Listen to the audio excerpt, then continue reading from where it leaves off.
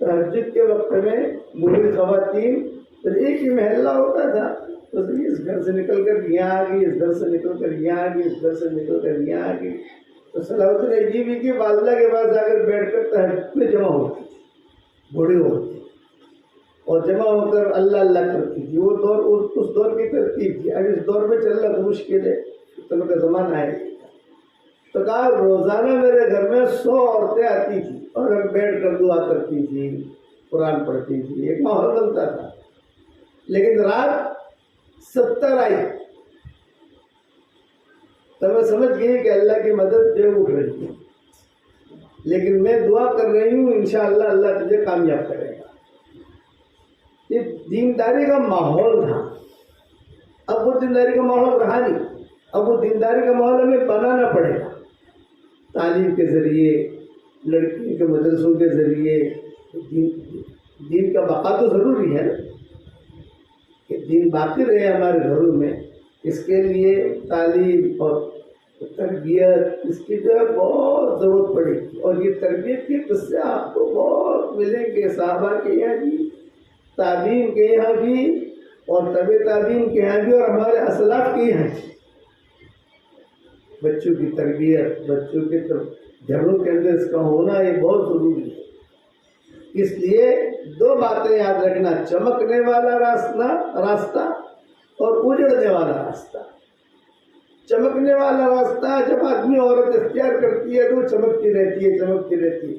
زمین میں کوئی اسے پہچانے نہ پہچانے، اس کا ٹینشن مت لو۔ علماء نے لکھا ہے کہ جب دین کی حقیقت نکل جاتی ہے تو دھوم دھام والا دین وجود میں آتا ہے۔ دھوم دھام دھوم دھام دھوم دھام حقیقت نکل، اور جو چمکنے والا راستہ ہوتا ہے اس میں دھوم دھام نہیں ہوتا، اس میں ڈائریکٹ اللہ سے تعلق ہوتا ہے۔ آپ کو دھوم دھام کچھ ملے گا، لیکن اللہ سے ڈائریکٹ تعلق، وہ چلتی رہے گی چلتی رہے گی چلتی رہے گی چلتی، پھر اللہ اس سے کام بھی لیتا ہے۔ مالدار ہوگی تو بھی اللہ کام لے گا۔ یہ اسباب کون بناتا ہے کام کے؟ اللہ بناتا ہے، پھر اللہ کام بھی لیتا ہے۔ حضرت فاطمہ رضی اللہ تعالیٰ عنہ کے بارے میں علماء نے لکھا ہے کہ مدینہ منورہ میں سردی کی راتیں جو ہے بہت لمبی ہوتی ہیں، اور مدینہ منورہ میں تو اور ہی لمبی ہوتی ہے۔ سردی کی راتیں میں عشاء کی نماز کے بعد کھڑی ہو جاتی، مناجات کرنے، اور خوب مناجات کرتی تھی۔ حالانکہ 24 سال کی عمر میں انتقال کر گئی تھی، 24 سال 25 سال، زیادہ جی نہیں ہے فاطمہ۔ تہجد کی اذان پر وہ سلام پھیرتی تھی۔ اب بتاؤ کتنی لمبی رات ہوگی، اور پھر ایک جملہ کہتی تھی جب اذان ہوئی، سلام پھیر کا اللہ پاک تو نے تیری راتیں بھی تو چھوٹی بنائی ہے، ذرا اور لمبی راتیں ہوتی تو اور میں عبادت کرتی۔ اچھا یہ نہیں کہ گھر کے کام نوکرانیاں کرتی تھی، آج ہمارے یہاں تو نوکرانیاں ہیں، ہمارے یہاں تو کام کرنے والیاں ہیں، وہاں یہ نہیں تھا، کام کرنے والے کام نہیں کرتے، خود اپنے ہاتھ سے کام کرتے۔ پانی لانا، ہمارے تو گھروں میں پانی ہے، اس وقت گھروں میں پانی بھی نہیں تھا، پانی اٹھا کے لانا، پھر جو برتن دھونا، پھر جو کھانا پکانا، پھر بچوں کی تربیت کرنا، پھر شوہر کا خیال رکھنا، یہ ساری چیزیں ہوتی ہیں۔ اس لیے مثالی بیویاں بنو، مثالی مائیں بنو، کہ کسی زمانے میں عورتیں صبح لسی بناتی تھی، یہ پنجاب وغیرہ میں جو ہے صبح لسی کا ماحول، اور ہمارے یہاں گجرات وغیرہ میں صبح جو ہے دودھ دھونے کا ماحول ہے۔ ہمارے یہاں پالنپور کے علاقے میں صبح جو ہے بھینسوں کا دودھ دھونا، جنگلوں میں جانا، کھیت میں جانا، وہاں سے جانوروں کو پانی پلا کر آنا، یہ ترتیب ہر جگہ کی ترتیب صبح کیا لگے تو لسی بناتے 5 پارے پڑھ لیتی تھی، لسی بنا رہی ہے 5 پارے پڑھ لی۔ یہ اللہ کا نظام تھا۔ اس لیے آپ حضرات سے درخواست ہے، جتنی ہماری مائیں بہنیں بیٹیاں بہوئیں منصور والی جمع ہوئی ہیں، اپنی زندگی کو ایسی زندگی بناؤ کہ آپ کو زمین پر کوئی پہچانے نہ پہچانے، آسمان پر سب پہچانے۔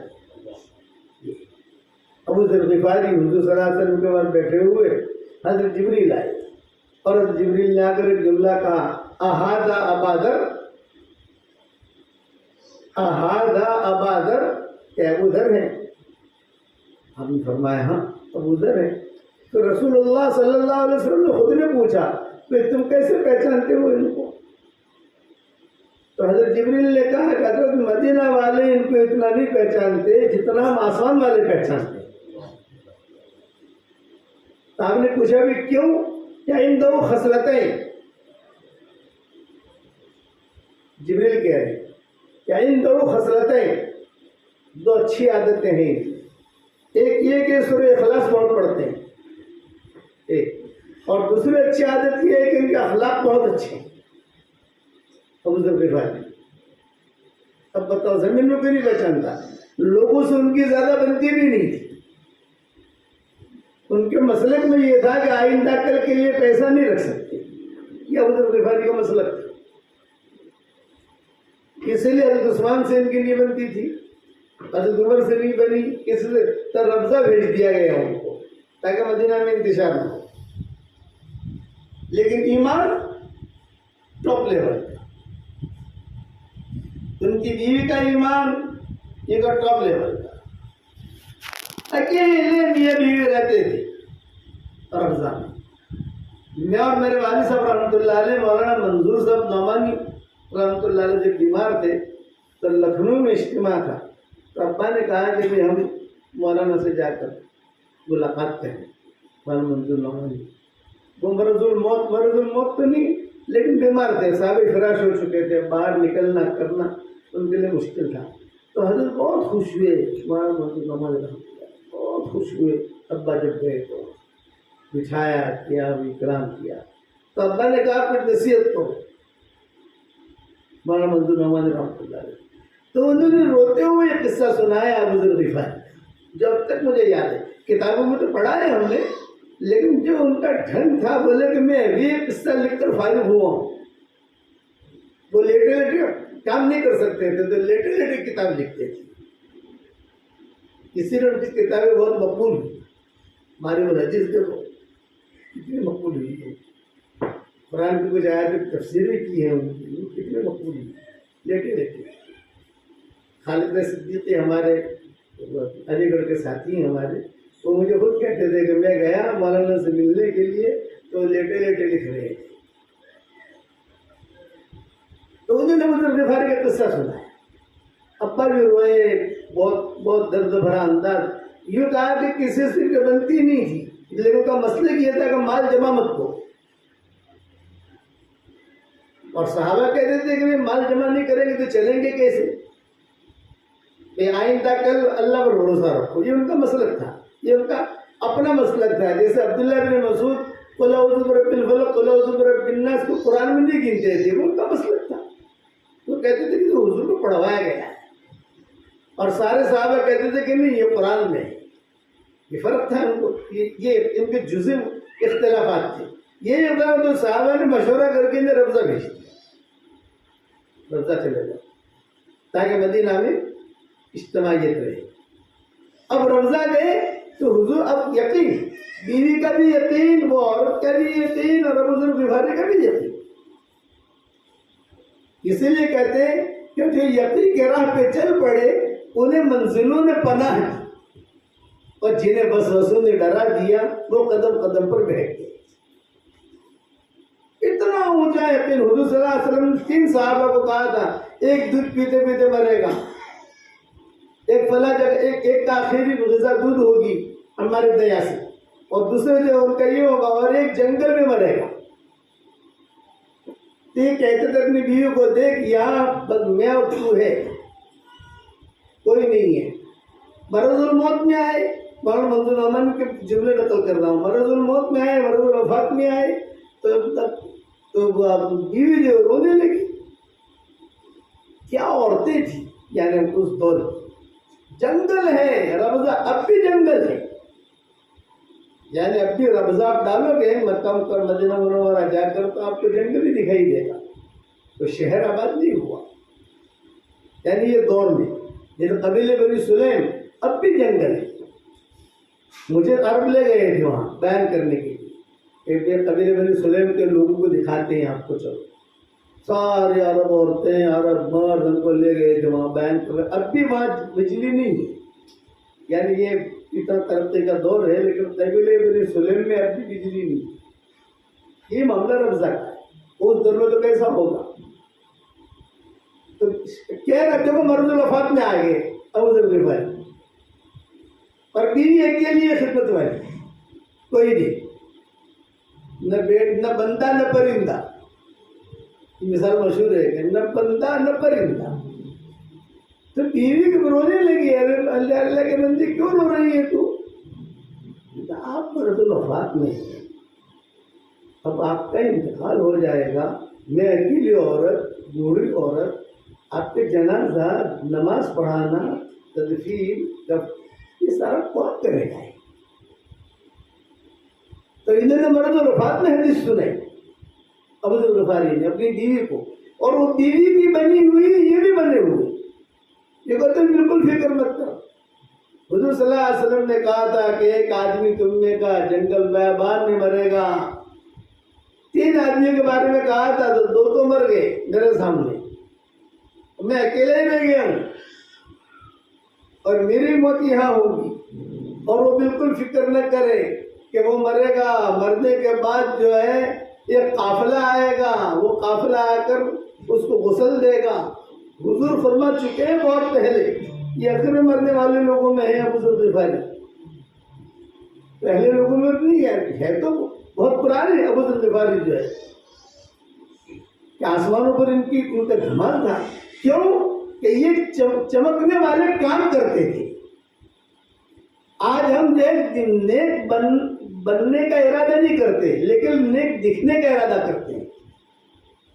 آج ہماری غلطی کیا ہے؟ نیک بننا نہیں لیکن نیک دکھیں اور نیک کہلوائیں۔ ہاں بھی بہت بڑی آپا ہے، اور میں اپنے بیان میں کہتا ہوں آج کل مردوں کو پیر بننے کا شوق ہو گیا اور عورتوں کو آپائی بننے کا شوق ہو گیا۔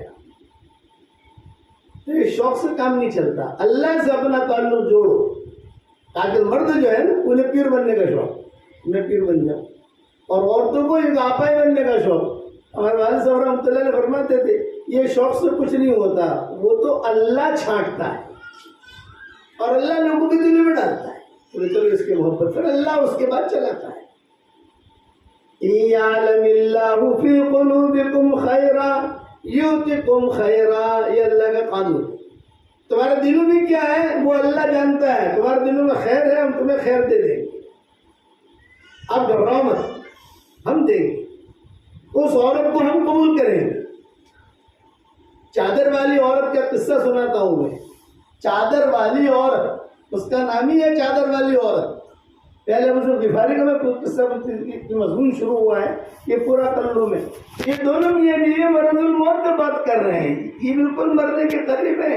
بیوی جو ہے یہ تھوڑی ٹھیک ٹھاک ہے اور جنگل بیابان ہے، کوئی نہیں، بس ان کے یہاں بکریاں تھیں، تو بیوی جو ہے دودھ دو دیتی تھی، کبھی کچھ قافلہ آیا، قافلے نے روٹیاں دے دی، کسی نے گوشت دے دیا، چونکہ وہ قافلہ حاجیوں کا ممر تھا، ممر تھی وہ جگہ اس زمانے میں، حاجی آتے تھے جاتے تھے، آتے تھے جاتے تھے، لوگوں کو پتا تھا کہ ابو ذر غفاری یہاں رہ رہے ہیں، تو معروف صحابی تھے، تو آ کر کچھ جب ہدیہ دے جاتے تھے، کھجوریں ہیں، یہ زندگی گزرتی تھی۔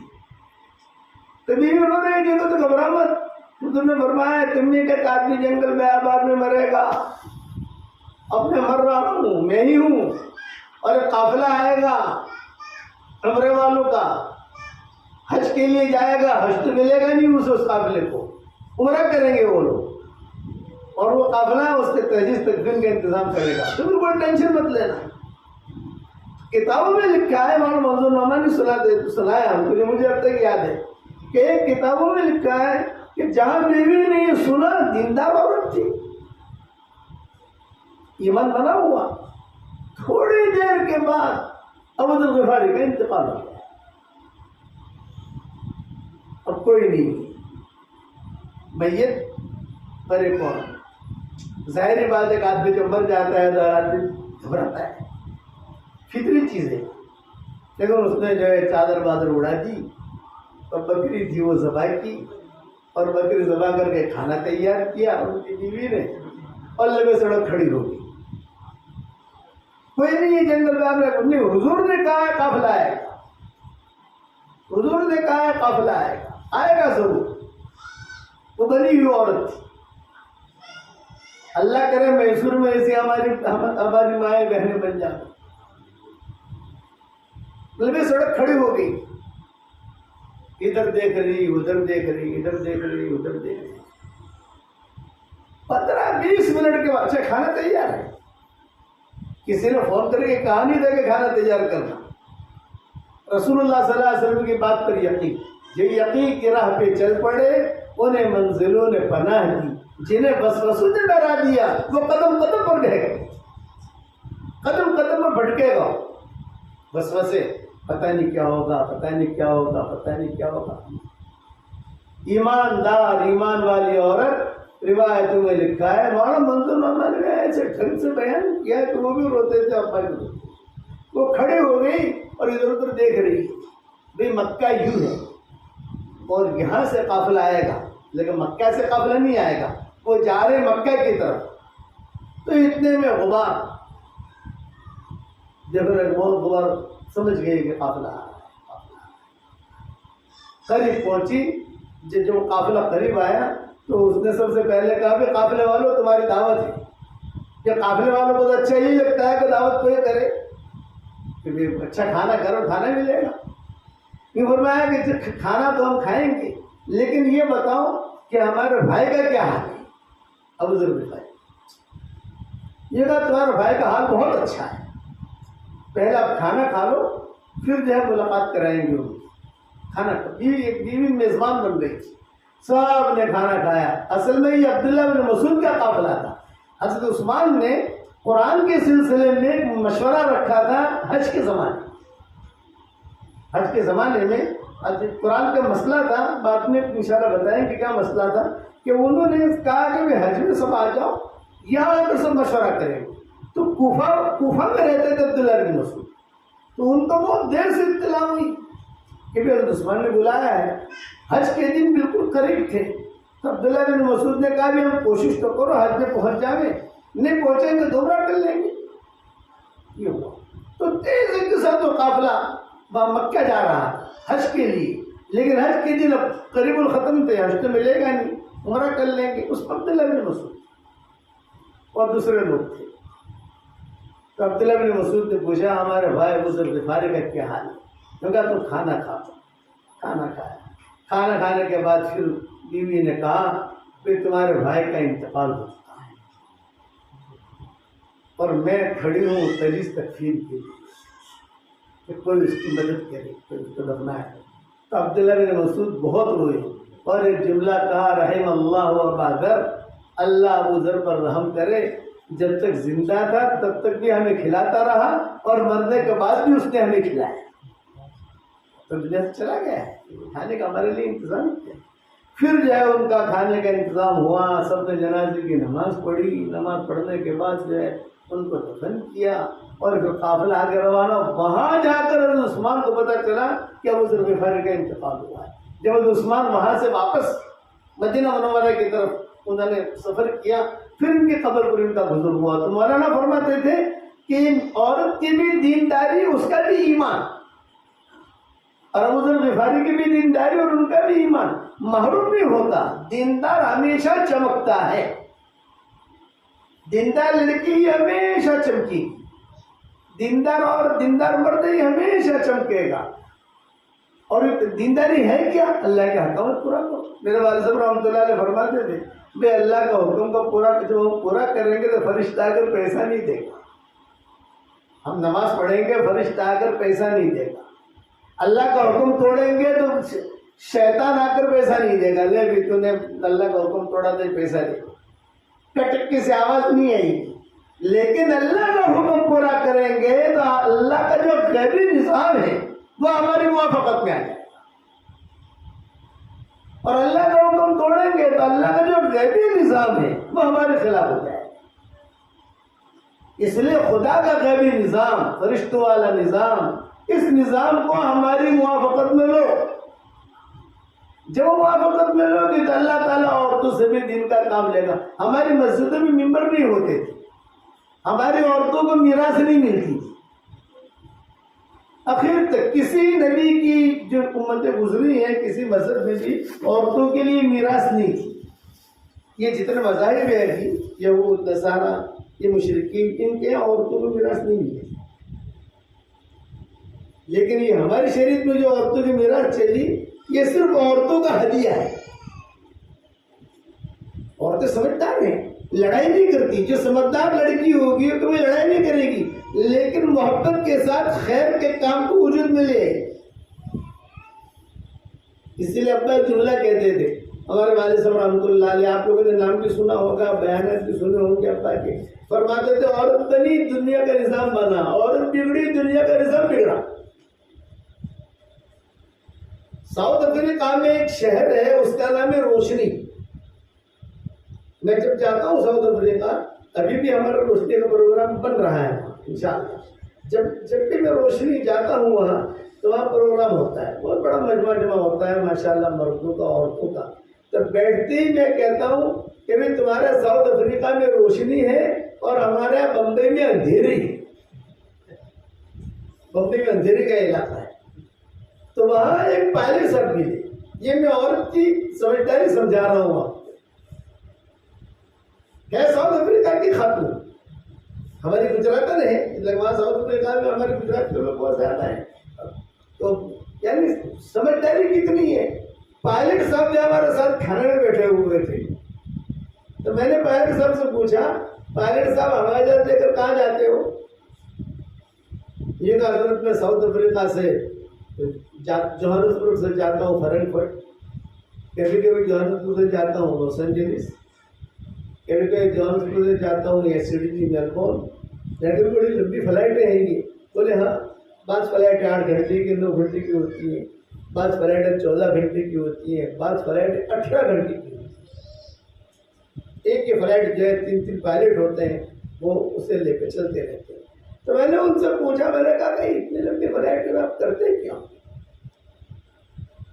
5-6 گھنٹے کی تو آپ کی ڈیوٹی ہے, تو اوپر بیٹھنا ہے آپ کو, بعد میں آپ آرام کرو گے دوسرا پائلٹ آ جائے گا, وہ آرام کرے گا دوسرا پائلٹ آ جائے گا. لیکن اتنا کرتے کیا ہو؟ تو پائلٹ صاحب رونے لگے. میں کہا پائلٹ صاحب کیوں رو رہے, کیا بات ہے؟ کہ والد صاحب بے دین تھا, شرابی پیتا تھا, عیاشیاں کرتا تھا, جو لڑکیاں کام کرتی ہے ان سے چھیڑخانیاں کرتا تھا اور جو ہے منزل پر پہنچ جاتا تھا. لیکن میرے گھر میں دین آیا میری بیوی کی برکت سے. یہ جب یہ خاتون ہے, پائلٹ صاحب کی بیوی ہے. میرے گھر میں جو دین آیا میری بیوی کی برکت سے آیا. اب میں ساؤتھ افریقہ سے ٹیک آف کرتا ہوں, فلائٹ میری ٹیک آف ہوتی ہے تو میرے ساتھ میری جیب میں چھوٹی سائز کا قرآن ہوتا ہے, قرآن کھول کے بیٹھ جاتا ہوں. جرمن پہنچتے پہنچتے میرا 15 پارے ہو جاتے ہیں اور لاس اینجلس پہنچتے پہنچتے پورا قرآن ہو جاتا ہے میرا. تو میں نے پوچھا کہ تمہارے گھر میں دین تمہاری بیوی کی وجہ سے کیسے آیا؟ تو انہوں نے قصہ سنایا کہ میری بیوی جو ہے یہ عورتوں کی تعلیم میں جاتی تھی وہاں روشنی میں. میں جب ڈیوٹی سے واپس آؤں تو میں نے ہمارے ساتھ پوچھنے کی عادت کہ بھائی تم جو ہے کتنے دن باہر رہتے ہو, کتنے دن یہاں رہتے ہو؟ انہوں نے کہا ایک ٹرپ کر کے آتے ہیں تو 3 دن ہمیں آرام کی ملتے ہیں. 3 دن تک ہم آرام کرو پھر ڈیوٹی پر آ جاؤ, 3 دن تک آرام کرو پھر ڈیوٹی پر آ جاؤ. لمبی جو فلائٹیں ہوتی ہیں تاکہ آپ کے اپنے گھر کو بھی دیکھ لے اور وہ تھوڑا سا یعنی سیٹ بھی ہو جائے. میں جب ڈیوٹی سے واپس آتا تھا تو میری اور میری بیوی میں لڑائی ہوتی تھی. اور لڑائی یہ ہوتی تھی کہ آتی ہی میری بیوی جو ہے وہ دین کی بات کرنی شروع کر دے, آج تعلیم میں یہ سنا, آج تعلیم میں یہ سنا. تو میں کہتی تھی کہ ارے تو جو ہے ملا نہیں بن گئی. یہ پائلٹ سب سنا دے کہ تو ملا نہیں بن گئی اور میں مسٹر ہوں. مسٹر تو مسٹر کا اور ملانے کا جوڑ کیسے ہوگا؟ تو بیوی نے اس نے جواب دیا, حکمت والا جواب, جس اللہ نے مجھے ملا نہیں بنایا ہے وہی اللہ آپ کو ملا بنا دیا. یہ بات میرے دل میں اتر گئی. ایک جملہ خدمت کرتی, کھانا پکاتی. مولوی صاحب مجھے کوئی تکلیف وہ عورت دیتی نہیں, جیسا کہو ویسا کرتی. ناشتہ بھی تیار, کھانا بھی تیار, کپڑے بھی تیار. مجھے جو ہے دعائیں دے کر روانہ کرتی سفر کے اوپر, بھی جاؤ اللہ آپ کی حفاظت کرے. لیکن لڑائی ہماری کہاں ہوتی تھی؟ میں بے دین, وہ دیندار. میں اس کو کہوں چلو میں ڈیوٹی پر سے آیا ہوں, آج ہوٹل میں جا کے کھانا کھائیں گے, تو کہتی ہے کہ ہاں میں ہوٹل میں آؤں گی لیکن برتے کے ساتھ آؤں گی. یہ ہمارا نوک جھوک چلتی رہتی تھی. ایک دن رات کو میں سویا ہوا گہرا اور میرے قریب میں رو رہی ہے. یہ عورت کی دینداری سمجھو. میری آنکھ کھلی, ارے اللہ کی بندی تو کیوں رو رہی ہے؟ یہ کہا کہ اللہ پاک میرے شوہر کو ہدایت دے, میرے شوہر کو ہدایت دے, میرے گھر میں دین داخل کر, میرے بچے پیدا ہو رہے ہیں. میں چاہتی ہوں کہ میرا گھر جو ہے جنت کا باغ بنے, چمن بنے, دین کا چمن بنے. تو میں نے میری بیوی سے کہا تو جو ہے بیگم تو رو مت. یہ کہا ایک وعدہ کرو, وہی تہجد کے وقت میں ایک وعدہ کرو کہ 3 دن جماعت میں جاؤ گے. تو میں نے اس سے وعدہ کر دیا میں 3 دن جماعت میں جاؤں. اور اسے رونا بند کر دیا.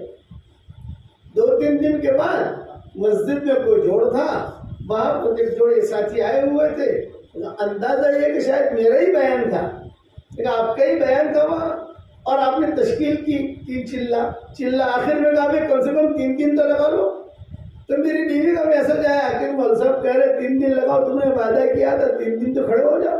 میں کھڑا ہو گیا. تو مجمع کا پہچانا نہیں کہ یہ پائلٹ ہے, یہ کون ہے, یہ کون ہے, آپ جانتے تو ہیں نہیں. میں 3 دن گیا تو جماعت والے اتنے اچھے تھے کہ انہوں نے 3 دن سے میرا چلہ کروا دیا. پھر انہوں نے اتنے اچھے اخلاق کرتے کہ ایک چلے سے 3 چلے کروا دیے. پائلٹ آدمی ڈیوٹی کا بھی کر, فلائٹ والے تو انتظار کریں گے نا, ایئرپورٹ والے, اب اس کی ڈیوٹی ہے. 4 مہینے تک جو ہے میں اللہ کے راستے میں گھومتا رہا. اور پھر مجھے یہ بھی کہ پتہ نہیں گھر جا کر کیا ہوگا. مولوی صاحب اللہ کی مدد ایسی آئی, پائلٹ صاحب کہتے ہیں 4 مہینے لگا کر میں آیا.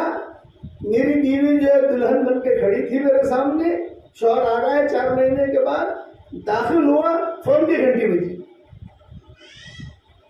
داخل ہوا اور فون کی گھنٹی بجی تو میں نے اٹھایا فون. ایئرپورٹ سے فون تھا, بھائی آپ کا انتظار کر رہے ہیں, آپ جو ہے 5-6 دن کے بعد فوراً فلائٹ اٹینڈ کرو اور آپ کو امریکہ جانا ہے. میری ڈیوٹی گئی نہیں, حالانکہ یہ لوگ پائلٹ کو ہٹا دیتے ہیں ایسے پائلٹ.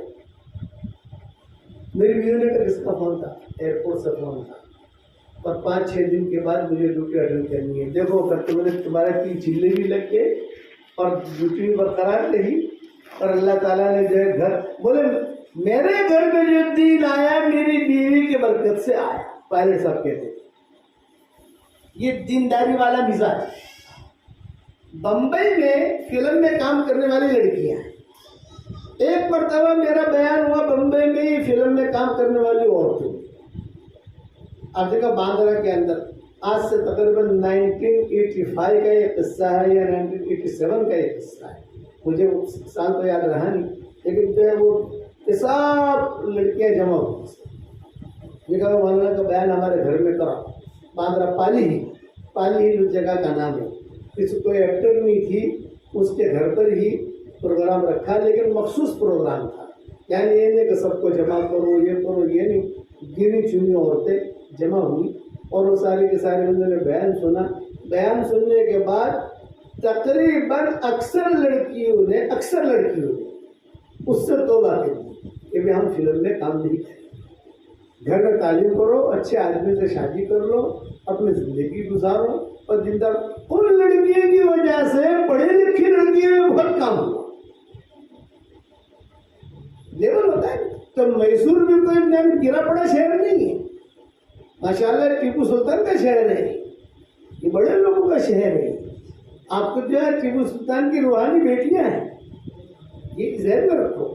اس لیے کام کرو, کام چمکنے کا کام کرو, اجڑنے کا نہیں. اللہ کے سامنے رونا, اللہ کے سامنے گر گڑانا. اور یہ بات ذہن میں رکھنا, کہ اللہ تعالیٰ کو عورتوں سے بہت زیادہ محبت ہے، اسی لیے بہت کام ایسے ہوئے ہیں کہ جو عورتوں کے ذریعے سے اللہ نے کروائے، ذریعہ بنایا عورتوں کو، سمجھداری نہیں تھی۔ حضور صلی اللہ علیہ وسلم عرفات کے میدان میں روزے سے ہے کہ نہیں کسی کو پتہ نہیں، اور عرفات کے روزے کا بہت زیادہ اہتمام حضور نے کہا تھا کہ عرفات کا روزہ رکھو، عرفات کا روزہ رکھو۔ حضور بھی روزے سے ہے کہ نہیں، یہ بھی تو دیکھو حضور بھی روزے سے ہے کہ نہیں۔ سارے صحابہ پریشان، ماؤں کو پوچھ نہیں سکتے کہ حضور روزے سے ہے کہ نہیں۔ تو فضل ام فضل تھی حضرت عباس کی اہلیہ، یہ حضرت عباس کی اہلیہ نے کہا نہیں سب تم ٹینشن میں ہو، کیا بات ہے؟ یہ فرمایا ہمیں اتنی تحقیق کرنی ہے کہ حضور صلی اللہ علیہ وسلم روزے سے ہیں کہ نہیں عرفات کے میدان میں ابھی ترتیب دیتی ہوں۔ یہ سمجھداری والی بات، میں ابھی ترتیب دیتی ہوں، تو بے فکر رہو۔ کمرے میں خیمے میں گئی اور خیمے میں سے دودھ لے کر آئی، چونکہ چچی تھی نا حضور صلی اللہ علیہ وسلم کی، اور سب کے سامنے حضور صلی اللہ علیہ وسلم جو ہے اٹھنے پر تھے، سب کے سامنے حضور کے سامنے وہ پیالہ پیش کر دیا۔ حضور صلی اللہ علیہ وسلم نے سب کے سامنے دودھ پیا، سارے مریضوں کو پتہ چل گیا کہ حضور صلی اللہ علیہ وسلم روزے سے نہیں۔ یہ سمجھتا ہے میراث کا معاملہ عورتوں نے حل کیا، رمضان کو عمرے کا مسئلہ عورتوں نے حل کیا۔ رمضان کا عمرہ کہاں ہوتا تھا بے؟ رمضان کا عمرہ تو حضور نے کیا نہیں ہے اور صحابہ نے بھی نہیں کیا، حضور کی آخری زندگی میں رمضان کا عمرہ آیا ہے۔ آج جتنا رمضان میں بھیڑ ہوتی ہے مکہ مدینہ کے اندر، یہ سال مدینہ منورہ میں رمضان میں 25 لاکھ آدمی تھے اور مکہ مکرمہ میں 35 لاکھ آدمی تھے، اتنا بھرا ہوا تھا کچا کچا۔ یہ برکت عورتوں کی، مردوں کے حصے میں رمضان کا عمرہ نہیں۔ سمجھداری نہیں تھی کہ حضور صلی اللہ علیہ وسلم نے جب آخری حج کا آپ نے اعلان کیا تو آپ نے اعلان کر دیا ہم حج میں جا رہے ہیں، ہمارے ساتھ چلو، جو آنا چاہے چلو، جو آنا چاہے چلو۔ سب اس وقت پاسپورٹ بھی نہیں، ویزا بھی نہیں، تشریح بھی نہیں، ٹکٹ بھی نہیں، اپنی کھجوریں لی، اپنی اٹھنی لی اور اپنا قافلہ مختصر بنا لیا اور روانہ ہو گئے حضور صلی اللہ علیہ وسلم کے ساتھ۔ حضور صلی اللہ علیہ وسلم نے بھی ازواج مطہرات کو لے لیا، بھائی چلو ہمارے ساتھ، ہمارا یہ حجۃ الوداع ہے، یہ حج، یہ آخری حج ہے، یہ آخری حج ہے۔ حضور نے جو ہجرت کی ہے مکہ مکرمہ سے مدینہ منورہ، 20 بڑے بڑے قصے ہوئے ہیں راستے میں، اور حضور نے جو حج کیا ہے مدینہ منورہ سے مکہ مکرمہ اور مکہ مکرمہ سے مدینہ منورہ، 40 قصے ہوئے راستے میں، جناتوں کے قصے، سانپوں کے قصے، کرتے کرتے ماؤں کے قصے ہوتے ہوتے ہوتے 40 قصے علماء نے لکھے ہیں، یہ ہوا یہ ہوا یہ ہوا۔ دلیل ہمارے لیے ہے حضور کے ساتھ۔ تو حضور صلی اللہ علیہ وسلم نے اعلان کر دیا تو سب لوگ آ گئے، عرب بھی آ گئے، قرب جوار والے بھی آ گئے، پھر وہاں نجد سے بھی لوگ آ گئے، جہاں جہاں آواز پہنچ سب آ گئے۔ سب نے جو حضور کے ساتھ حج کا ارادہ کر لیا، قافلہ روانہ ہوا۔ خدا سے کلام یہ ہوا کہ کچھ عورتیں حضور کے ساتھ حج میں نہیں جا سکتی، حمل تھے، بچے چھوٹے تھے، کاروبار پیسے نہیں تھے، زیادہ راہ نہیں تھا، کوئی محرم نہیں تھا، معذوریت تھی، وہ نہیں جا سکتے۔ تو کتابوں میں لکھا ہے کہ حضور صلی اللہ علیہ وسلم حج کر کے آ گئے، جب یمن سے بھی لوگ آئے، علماء نے لکھا ہے کہ حج میں ہمیشہ جو ہے یمنی زیادہ رہیں گے۔ عبداللہ بن عباس کہتے تھے کہ یمنی ہر سال حج میں قیامت تک زیادہ رہیں گے۔ تو شاگرد نے پوچھا کیوں؟ بولا کہ جب وَأَذِّن فِي النَّاسِ بِالْحَجِّ يَأْتُوكَ رِجَالًا والی آیت آئی اور ابراہیم علیہ السلام نے جب دعوت دی تو سب سے زیادہ لبیک پڑھنے والے یمنی لوگ تھے۔ جلدی جلدی لبیک لبیک، قریب میں تھے، لبیک لبیک لبیک لبیک، اسی لیے یمنی لوگ بہت ہوتے ہیں۔ تو کتابوں میں لکھا ہے کہ جب حضور واپس آ گئے تو عورتوں کو 2 چیزیں بہت اچھی آتی ہیں، کارگزاریاں سنانا، یہ بہت اچھا آتا ہے، اور دوسرا بہت جلدی رونا۔ یہ 2 چیزیں عورتوں کی خصوصیت ہے، جماعت کی کارگزاری۔ تو یہ عورتیں بہت سنائیں گی، یہ ہوا یہ ہوا یہ ہوا یہ ہوا۔ اب وہ تو حج میں بھی نہیں تھی، تو انہوں نے تو مدینہ منورہ میں آئے کر حضور کو ساری کارگزاری، یہ بھی 40 قصے ہوئے، ہمیں پتہ کیسے چلا؟ وہ عورتوں نے کارگزاریاں سنیں۔ मीना में सांप निकला था, सब भागे, अब्दुल्ला बिन मसूद ने सांप मारने के लिए भागे, ये सारी चीजें कहाँ से आई? फिर हुजूर का सामान चोरी हो गया, ऊँटनी गुम हो गई, बड़े परेशान हुए सब। हजरत अली का हजरत फातिमा की लड़ाई हो गई, हज में हुई थी ना सभा पर, दोनों मियाँ बीवी की अनबन हो गई थी। हुजूर ने आके ये सारी किस्से कहाँ से आई? औरतों से आई। ये हुआ, ये हुआ, ये हुआ, ये हुआ। मैसरा आया अरफात में, मैसरा ने हुजूर से ये बात कही। ये सारे किस्से हुए, इसमें आप देखना औरतों के नाम मिलेंगे, फला फला फला। फिर सहाबा भी साथ थे, लेकिन इसलिए मैंने गिना 40 किस्से हुए मदीना से मक्का, मक्का से मदीना। इन औरतों ने कर्मचारी सुना ये हुआ, तो जो औरतें गई नहीं थी वो तो बेचारे टेंशन में आ गई। अरे हम तो मारूं, यानी हुजूर सल्लल्लाहु अलैहि वसल्लम का आखिरी हज, अब तो हमें शहादत मिलेगी नहीं। कुछ दिनों के बाद तो हुजूर सल्लल्लाहु अलैहि वसल्लम का विसाल हो जाएगा, हुजूर दुनिया से चले जाएंगे। ये तो हम तो क़यामत तक के लिए महबूब। ये आई हुजूर सल्लल्लाहु अलैहि वसल्लम के पास, चादरें ओढ़ ओढ़ कर, और रोने लगी, कुछ कहा नहीं, फबकैना, बस रोना शुरू किया। अरे भाई क्यों रो रही हो? आप रो क्यों रही हो? क्या बात है आपकी? बात तो पेश करो हमारे सामने, क्या मसला है? तो उन औरतों ने कहा कि हजरत हम तो मालूम हो गई ना, हम अश्किया बदबख्त हैं। फिर क्या बदबख्ती की चीज है आपके अंदर? ये बताया, मेरी बहन ने आपके साथ हज कर लिया, मेरी बेटी ने आपके साथ हज कर लिया, मेरी माँ ने कर लिया, मेरी बहू ने कर लिया, जैसे अलग अलग। लेकिन हम नहीं आ सकी, अमल की वजह से, छोटा बच्चा था इसकी वजह से। अब ये शहादत मिलेगी नहीं हमें। आपने फरमाया घबराओ मत, मेरे दुनिया से जाने के बाद रमजान में उम्रा कर लेना, मेरे साथ हज करने का बराबर अल्लाह से वक्त दे देगा। क़यामत तक के लिए रास्ता खोल दिया। तुम घबराओ मत, मैं दुनिया से जाऊंगा, अब मेरा वक्त करीब है, तुम रमजान में उम्रा कर लेना, मेरे साथ हज करने का बराबर अल्लाह तुम्हें सवाब दे देगा। ये वो भीड़ रहती है, सारी दुनिया से आदमी पहुंचता है, 2-2 दिन के लिए पहुंचता है। मेरे जब बयानात होते थे वहाँ नवाब मस्जिद में, मैं 3 दिन के लिए भी जाता था बम्बई से। 1 दिन मक्का का, 1 दिन मदीना का, और फिर 1 दिन सफर। तो लोग कहते थे कि लोग यहाँ रहते हुए इतना जल्दी उम्रा नहीं करते। मैंने कभी हमें हुजूर के साथ हज करने के बराबर सवाब चाहिए। 1 दिन मक्का का ऐसी टिकट कराता था कि ये रवाना हुआ 3 दिन के लिए, बच्चे ने संभाल लिया। जब हम जवान थे, इतनी हिम्मत थी हमें सफर करने की, तो 3 दिन में 4 दिन में वापस आ जाता और फिर अपना बयान वगैरह जो होता शुरू कर देता, छोड़ता नहीं था। अब बुढ़ापे ने डेरा डाल दिया था, पूरा महीना ही अल्लाह बात तौर पर दे देता है, गुजार लेते हैं। ये औरतों के बरकत है। हालांकि यही शिकायत है, कई हज में न जाने वाले कई मर्द भी थे, ये नहीं है कि मर्द नहीं थे, कई मर्द भी नहीं गए थे। साहबा ने किसी के दिल में ये बात नहीं है, औरतों के दिल में ये बात है, और औरतों ने बात रखी हुजूर सल्लल्लाहु अलैहि वसल्लम के सामने। रमजान में उम्रा कर लिया, बाद में रमजान में उम्रा शुरू हुआ है। हुजूर सल्लल्लाहु अलैहि वसल्लम ने जिंदगी में कभी रमजान की उम्र की बात ही नहीं की, इसीलिए किसी साहबे को उम्रा आपको मिलेगा भी नहीं हुजूर की जिंदगी रमजान का।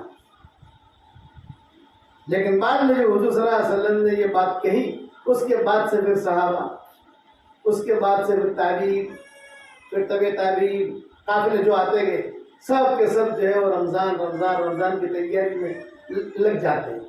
कई लोग तो जो है रमजान करके आते हैं और आइंदा रमजान के होटल बुक करा के आते हैं कि आइंदा रमजान जो हमारे कमरे हमारे। हम भी जब जाते थे तो टूर वाले को कहते थे कि 313 नंबर वाला कमरा मेरा होता है। बाबा भाई मैं कहते कॉस्मिक वाला क्या बाबा भाई आ 313 नंबर वाला कमरा मारो छे, आप पैसा पकड़ो। ये औरतों की बरकत। एक बार बहुत किस्से हैं, चादर वाली औरत का किस्सा, इमाम राजी वाला, इसी तरीके पर फातिमा जो है ये इमाम कासानी की बीवी फातिमा, उसका किस्सा, अब आलमगीर की बेटी ज़ैबुन्निसा उसका किस्सा, जुबैदा का किस्सा। ये कौन थी? ये औरतें थी। لیکن اللہ نے کتنے بڑے بڑے کام دیے ان لوگوں سے. اس لیے میری ایک خواہش ہے, میری ایک تمنا ہے, میسور کی بیٹیوں سے ایک بات کہتا ہوں کہ میری ایک خواہش ہے, میری ایک تمنا ہے کہ ایسا دن میں دیکھنا چاہتا ہوں اور ایسی صبح دیکھنا چاہتا ہوں کہ دنیا کے اندر یہ خبریں پھیلیں بھائی کہ بہترین گھڑی چاہیے سوئٹزرلینڈ چلے جاؤ, بہترین کمبل چاہیے اٹالی چلے جاؤ, بہترین کمپیوٹرز کے پارٹ چاہیے کیلیفورنیا چلے جاؤ, سین ہوزے وہ جگہ کا نام ہے سین ہوزے, اور تمہیں بہترین کاریں چاہیے جاپان چلے جاؤ, بہترین کپڑا چاہیے کوریا چلے جاؤ, اور بہترین خاندانی دیندار لڑکیاں دیکھنی ہے, دیندار عورتیں دیکھنی ہے میسور چلے جاؤ. کہ میسور چلے جاؤ, وہاں کی عورتیں بہت دیندار ہوتی ہیں, بہت سمجھدار ہوتی ہیں, بہت اپنے گھر کو سنبھال کے چلتی ہیں. اس لیے ایک ہی جملہ یاد رکھنا, چمکنے والے کام کرو, اجڑنے والے کام مت کرو. اور میں آپ کو ایک ہدیہ دیتا ہوں, میں ہر جگہ وہ ہدیہ دیتا ہوں آیا ہوں, آپ کو بھی دیتا ہوں وہ ہدیہ. اور وہ ہدیہ یہ دیتا ہوں, جتنی مائیں بہنیں ہماری جمع ہوئی ہیں, آج کل بچیوں کے رشتوں کے بہت مسئلے ہیں, آج کل گھروں میں لڑائیوں کے مسئلے ہیں, اللہ معاف فرمائے. آج کل یہ مسئلے ہیں, ہر گھر کے اندر کچھ نہ کچھ دائیں بائیں کچھ نہ کچھ آگے پیچھے ہوتا رہتا ہے. تو میں ایک وظیفہ بتاتا ہوں آپ لوگوں کو, اور وظیفے کا نام ہے جاندار, شاندار, مالدار, دیندار.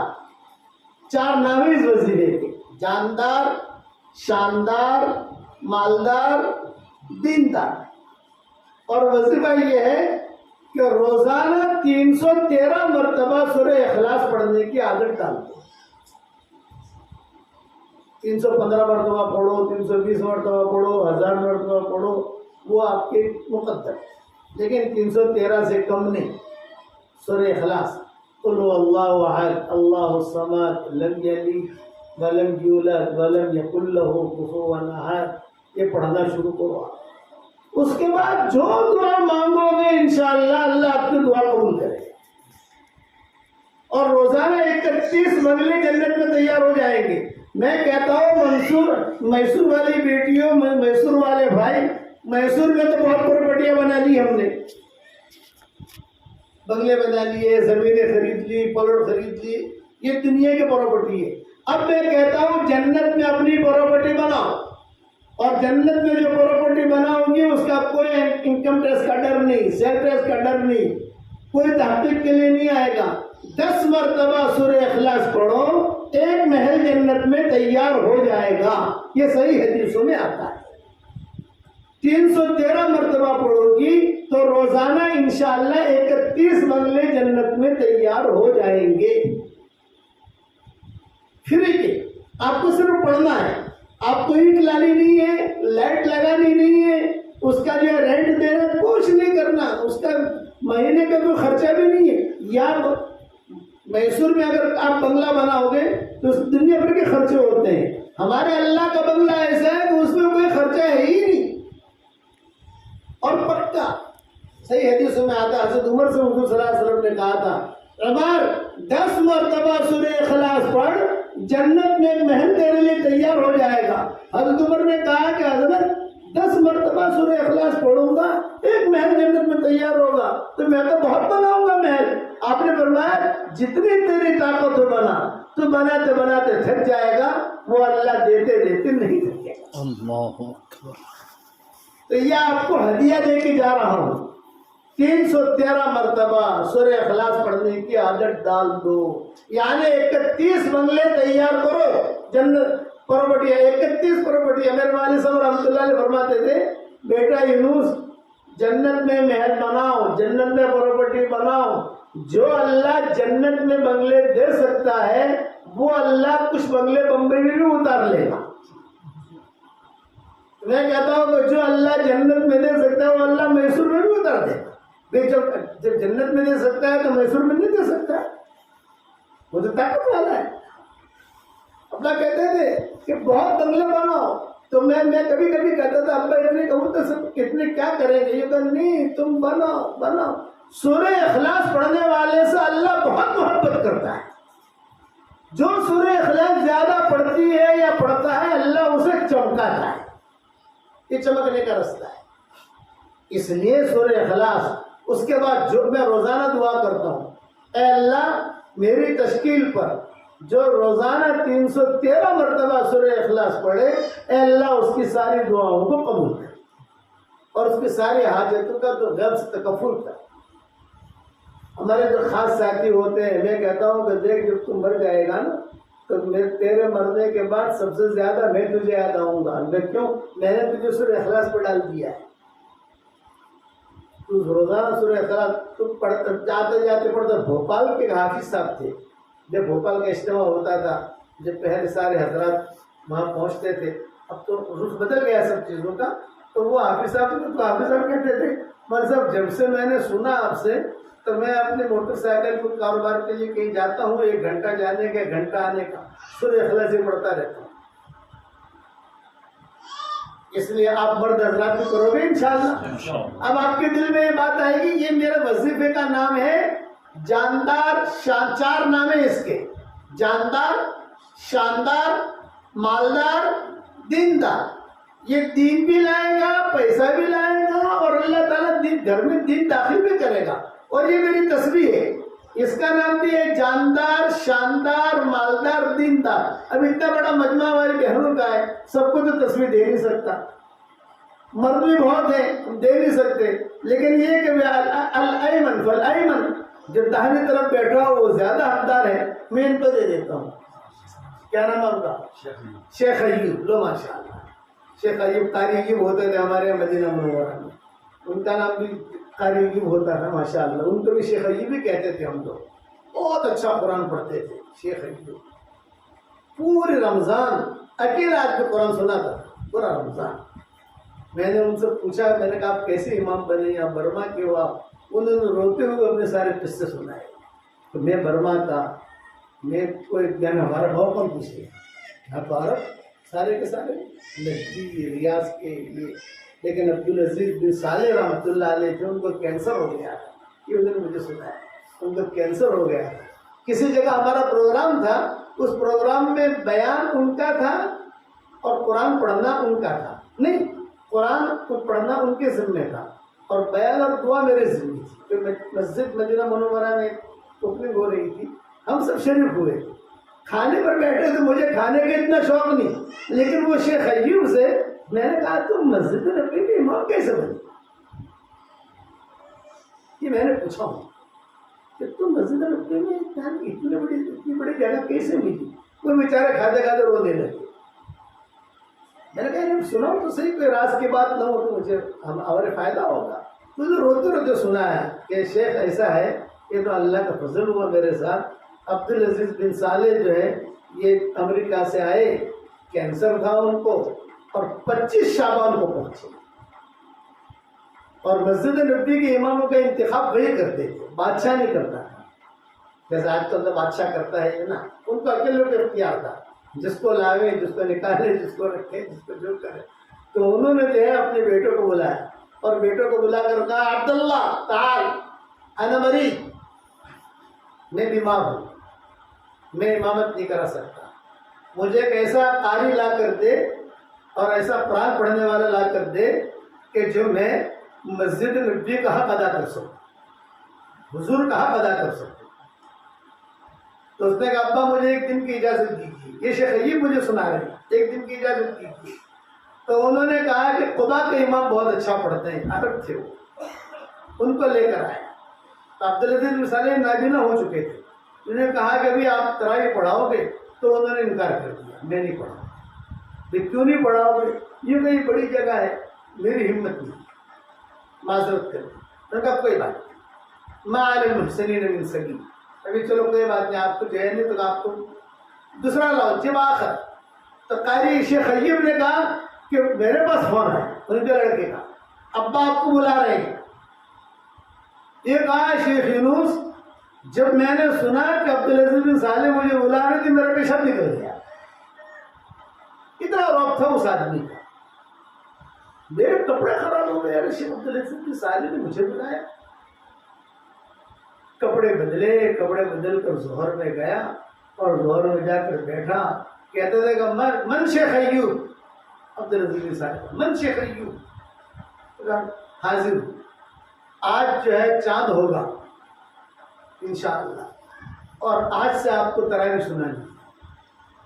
یعنی مجھے پتہ نہیں تھا کہ تراویح سننے کے مجھے بلا رہے ہیں وہاں, اور بالکل گھبرانا مت, میں آپ کے پیچھے پوری تراویح میں کھڑا رہوں گا, حالانکہ میں کینسر کا مریض ہوں. پورا قرآن سنوں اور پورا رمضان آپ کو اکیلے کو سنانی, کوئی آپ کا پارٹنر نہیں, پورا رمضان اکیلے سنانا. یہ روتے روتے, وہ کھانا بھی نہیں کھا سکے بیچارے شیخ, اور روتے روتے مجھے سناتے تھے. عشاء کی نماز میں پہنچا تو پولیس والوں نے مجھے روک لیا. ہر آدمی تو اندر جا نہیں سکتا ہے وہاں. شیخ عبدالعزیز بن صالح کو پتہ چلا. شیخ عبدالعزیز بن صالح نے کہا تعال شیخ ایوب, تعال تعال تعال. اب جب انہوں نے تعال کہا تو کوئی پولیس والا آپ کو روک نہیں سکتا, بٹھایا. اور بٹھانے کے بعد اعلان کیا سارے اماموں نے کہ انشاءاللہ اللیلہ یبدا رمضان, ایام الغفران, ایام الرحمن, جیسے ان کے بولنے کی عادت ہے. اور انشاءاللہ عشاء کی نماز یہ پڑھائیں گے, ان کے داماد تھے عشاء کی نماز وہ پڑھائیں گے, اور پوری تراویح شیخ ایوب پڑھائیں. کتنا جملہ کہا, اور شیخ ایوب کو بہت ہو گیا, بہت ہو گیا. یہ شیخ ایوب پر مجھے یاد آیا, بہت ہو گیا. اب جب انہوں نے شیخ عبدالعزیز بن صالح نے یہ کہا کہ شیخ ایوب پڑھائیں گے, تو ان کے داماد نے مخالفت کی. عبدالعزیز بن صالح کے داماد نے مخالفت کی. دو داماد تھے ان کے, ایک ملک فہد داماد تھا اور ایک یہ داماد تھے قاضی تھے. تو کہنے 10 رکعتیں میں پڑھاؤں گا, 10 رکعتیں شیخ ایوب پڑھائیں گے. تو عبدالعزیز بن صالح نے کیا کہا پولیس والوں سے کہ میرے داماد کو حرم کے باہر کرو, عشاء کی نماز نہیں پڑھانی تھی. پولیس والوں سے کہا ان کا ہاتھ پکڑو, باہر کرو, عشاء کی نماز بھی آپ شیخ ایوب کو پڑھا. اب وہ داماد سمجھ گیا کہ ارے بھائی عشاء کی نماز بھی جائے گی حرم رمضان کی.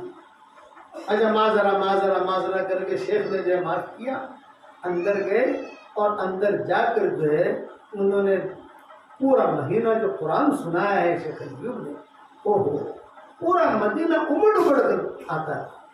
میری مدینہ والی بیوی ہمیں کہتی تھی کہ شیخ جب شیخ ایوب نے قرآن پڑھانا شروع کیا تو ہم اثر سے پہنچ جاتے تھے حرم شریف, اثر سے پورا حرم بھر جاتا تھا ان کا قرآن سننے کے لیے. تو شیخ ایوب سے میں نے پوچھا, میں نے کہا کتنے سال تم نے قرآن سنایا؟ انہوں نے بتایا اتنے سال میں نے قرآن سنایا, کچھ سال تو بغیر پارٹنر کو سنایا, کوئی نہیں, میں اکیلا سناتا تھا. اور کچھ سال جو ہے پھر شیخ عبدالعزیز بن صالح نے لوگ لگا دیے. جس دن شیخ عبدالعزیز بن صالح کا انتقال ہوا, جنازے کی نماز میں ہم وہاں شریک ہوئے, اور میں باہر نکل رہا تھا, اور ایک آدمی نے کان میں آ کر کہا کہ اب حرم میں آنا مت, آج سے آپ کی چھٹی. یعنی ان کا جنازہ نکل رہا تھا حرم سے, اور ایک کوئی ذمہ دار آدمی نے کان میں آ کر مجھے کہا میں حرمین کا ذمہ دار ہوں, سدیش تو نہیں تھے اس وقت میں, کوئی اور تھے, اور کان میں آ کر کہا کہ شیخ عبدالعزیز بن صالح کی وجہ سے آپ کو جگہ ملتی ہے, اب جو ہے آپ یہاں پہلی صف میں مت آنا, تیسرے صف میں جہاں بھی چاہو نماز پڑھو. وہ دن ہوا, یہ دن ہوا. یہ روتے روتے سناتے تھے. پھر میں نے پوچھا آپ کو پیسے کتنے ملتے تھے؟ یہ میں نے پوچھا. ریال لفافے میں دیتے ہیں نا بادشاہ لوگ, اس نے کہا خدا کی قسم 1 ریال بھی میں نے لیا نہیں, 1 ریال میں نے نہیں لیا. پھر آخر میں جب ملک عبداللہ کا دور آیا تو ملک عبداللہ سے شیخ سدیس نے کہا بھائی اس آدمی کا بہت حق ہے, آپ اس کو تھوڑا سا پوچھ لو کیا تمنا ہے. ملک عبداللہ نے بلایا شیخ ایوب کو, اور بلا کر کہا کہ میں تمہاری کیا خواہش ہے ٹی وی پر. تو شیخ ایوب نے کہا میری ایک ہی خواہش ہے کہ مرنے سے پہلے ایک مرتبہ مجھے وہ جگہ پھر مل جائے, حضور کی جگہ مجھے پھر مل جائے. چنانچہ ملک عبداللہ نے فیصلہ کیا کہ حرم میں ان کو تراویح کی, وہ آخری تراویح تھی ان کی, اور میں بھی ان کی تراویح موجود تھا. جب انہوں نے کہا اس کا وہ, اور پتہ چلا کہ قاری ایوب ہے, تو ہمارے قریب میں جو عرب تھے, جو لوگ تھے, سو الحمدللہ الحمدللہ الحمدللہ چونکہ بوڑھے ہو چکے تھے، شوگر کی بیماری تھی، تو بھولیں بہت آتی تھی، تو لوگ شیخ سدیس کو کہتے تھے کہ وہ غلطیاں بہت کرتے ہیں۔ شیخ سدیس نے کہا کہ بھی دیکھو ان کا احترام کرو، ان کو جو پڑھنا ہے وہ پڑھے، ہر رکعت میں سورہ اخلاص پڑھنا ہے سورہ اخلاص پڑھے، جو پڑھنا ہے وہ پڑھے، ان کو نماز پڑھا دے دو، باقی جو امام ہے دوسرے وہ اپنا ترتیب سے پڑھتے رہے۔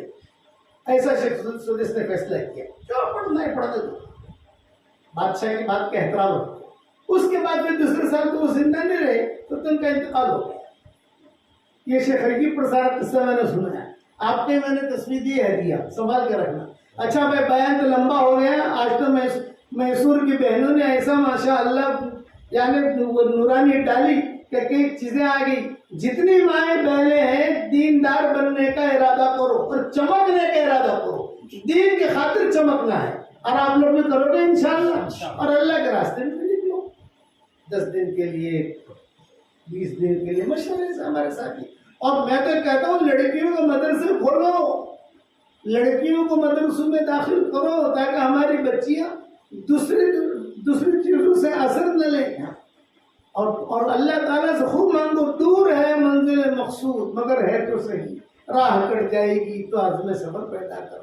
عورتوں نے بہت کام کیے ہیں، بہت کام کیے۔ اللہ کو آپ سے اتنا پیار ہے کہ عورتوں کی صورت اللہ نے نازل کر دی، مردوں کی صورت نہیں ملی کہ قرآن میں سورۃ النساء، سورۃ الرجال نہیں ملے گی، کہ اتنا احترام ہے آپ کا اللہ کے یہاں۔ اور بہت قصے ہیں۔ اللہ تعالیٰ مجھے بھی عمل کرنے کی توفیق عطا فرمائے، آپ کو بھی عمل کرنے کی توفیق عطا فرمائے۔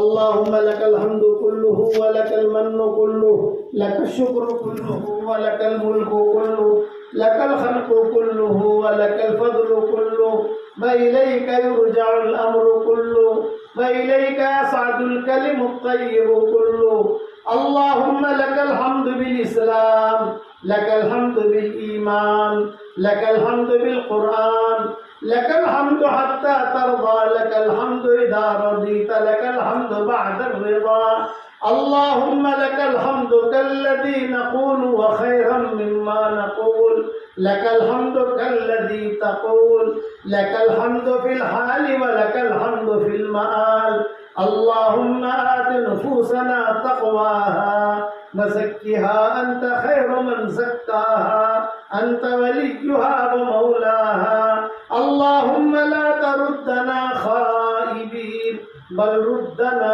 إلى ديننا ردا جميلا اللهم مغفرتك أوسع من ذنوبنا ورحمتك أرجى عندنا من أعمالنا اللهم لا سهل إلا ما جعلته سهلا وأنت تجعل الحزن سهلا إذا شئت لا إله إلا الله الحليم الكريم الحمد لله رب العرش العظيم۔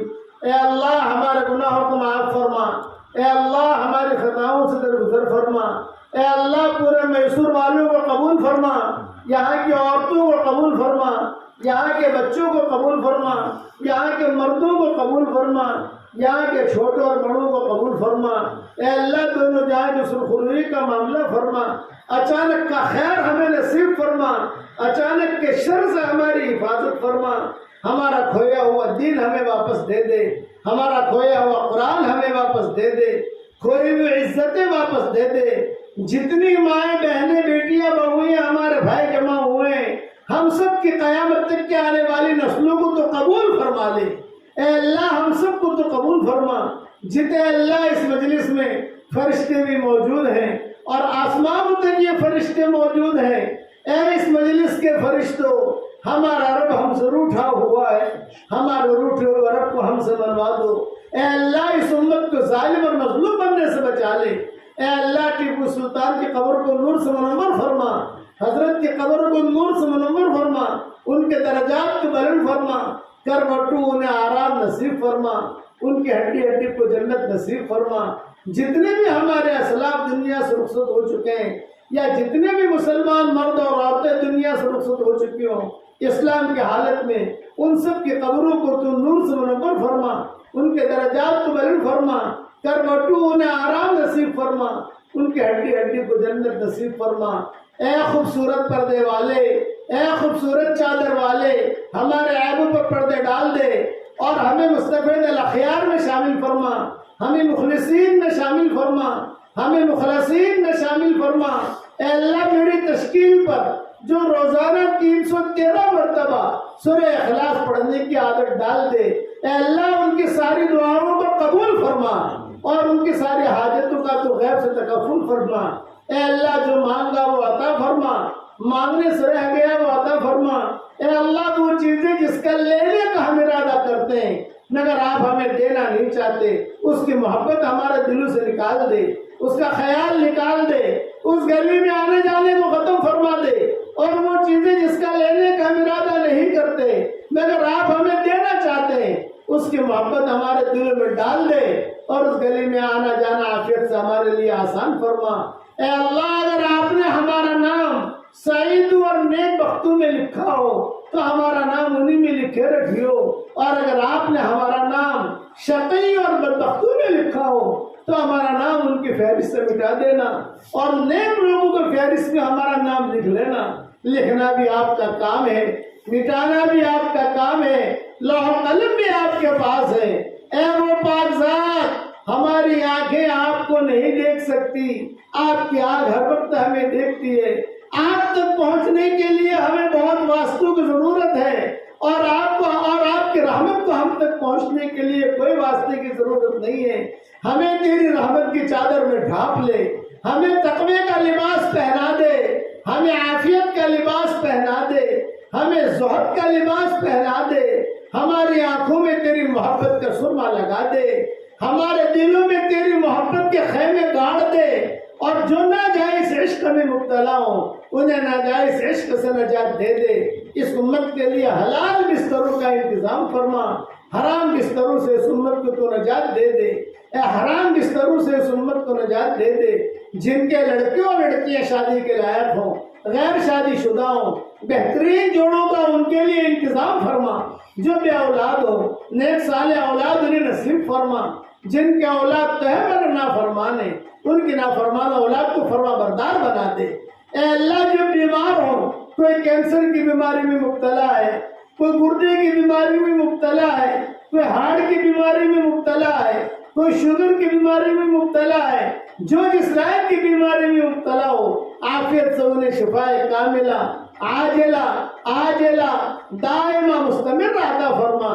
پورے میسور والوں کو قبول فرما، قرب و جوار کی بستی والوں کو قبول فرما، جتنی مائیں بہنیں آئی ہیں ایک ایک کو قبول فرما، اور ہماری اس دعا پر دنیا میں جہاں کہیں آمین کہی جائے اور جب بھی آمین کہی جائے اے اللہ ان سب کے لیے دعائیں تو قبول فرما۔ جس کرم سے آپ نے ہمیں اس گھر میں جمع کیا ہے تیرے اسی کرم سے جنت الفردوس میں تیرے نبی کے پڑوس میں ہماری قیامت تک کے آنے والی نسلوں کے ساتھ تو ہم سب کو جمع فرما دے۔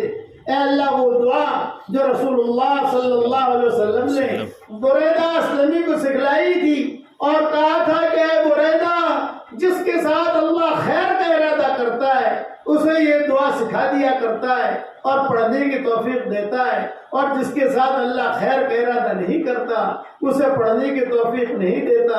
اے اللہ وہ دعا کو ہم سب کے لیے قبول فرما لے، وہ دعا جو رسول اللہ صلی اللہ علیہ وسلم نے حضرت فاطمہ کو سکھائی تھی اور کہا تھا کہ بیٹا فاطمہ زندگی بھر یہ دعا مت چھوڑنا، وہ دعا تو ہم سب کے لیے قبول فرما۔ اے اللہ جب دنیا سے جانے کا وقت آئے کمال ایمان پر ہمارا خاتمہ فرما۔ جب اب دنیا چھوڑ کر تیری طرف آ رہے ہوں، ہمیں دیکھ کر تو مسکرا رہا ہو اور آپ کو دیکھ کر ہم مسکرا رہے ہوں، تو اس کی غیب سے صورت و شکلیں پیدا فرما۔ اللہم ارزقنا شہادتا فی سبیلک واجعل موتنا ببلد رسولک، اللہم اجعل خیر عمرنا آخرہ بخیر اعمالنا خواتمہ، اللہم اجعل اوسع رزقک علینا عند کبر سننا منقطع عمرنا۔ اے اللہ جو مانگا وہ عطا فرما، مانگنے سے رہ گیا وہ عطا فرما، ہر لائن کی خوشیاں ہم سب کے لیے مقدر فرما۔